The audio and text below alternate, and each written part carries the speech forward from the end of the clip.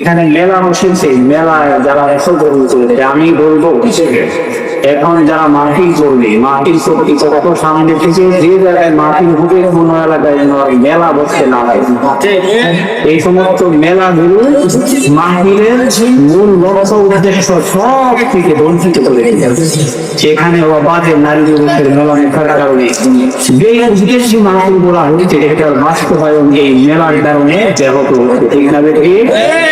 এই জন্য সামনে থেকে ইনশাআল্লাহ যদি মাহফিল করতেই হয় তাহলে মেলা বাদ, যদি মেলা বাদ দিয়ে কেউ মাহফিল করতে পারে আমরা তাদের সাথে আসতে থাকি। আর যেখানে মাহফিলের সাথে মেলা হবে সেই মাহফিল করে কোনো লাভ নাই। এই জন্য আগে কি করতে হবে? মেলা বাদ দিতে হবে। কি করতে হবে? মেলা বাদ দিতে হবে। বছরে একটা দিন, গতকাল থেকে এখানে মাহফিল ছিল, আগামীকালকে থাকবে, আগামী বছর হলে বসেও পারে, কিন্তু আমরা এখানে যারা আছি আমাদের কেউ আগামী বছর কিনা সেটার গ্যারান্টি না থাকে না, থাকে কোনো গ্যারান্টি। এই জন্য একদিন, শুধুমাত্র একটা দিন যদি আমরা আল্লাহর জন্য, আল্লাহর নবীর জন্য, কোরআনের জন্য, দ্বীন ইসলামের জন্য কুরবান করতে না পারি তাহলে আমরা কিসের মুসলমান? কিসের মুসলমান?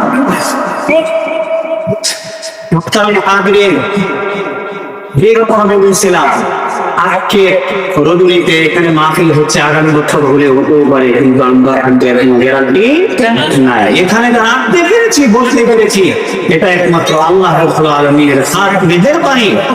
তিনি শুধু আমাদেরকে এখানে আসার বসার তৌফিক দিয়েছিলেন।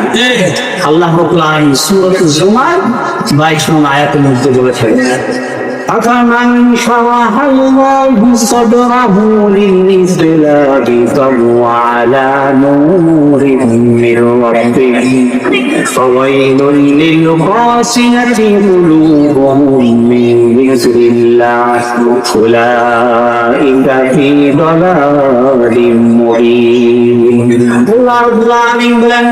মান শরহ আল্লাহু সাদরাহু, এই পৃথিবীর যে ব্যক্তির বড়টাকে ইসলামের জন্য উন্মুক্ত করে দেওয়া, কোরআনের আলোচনা শোনার জন্য, কোরআন হাদিসের কথা শুনবার জন্য যার মনটাকে সুস্থ করে দেওয়া, আল্লাহ বলেন ফাওয়ালা নূরিন মিন রাব্বিহি, সেই ব্যক্তি আল্লাহর পক্ষ থেকে বিশেষ একটি নূরের উপরে রয়েছে।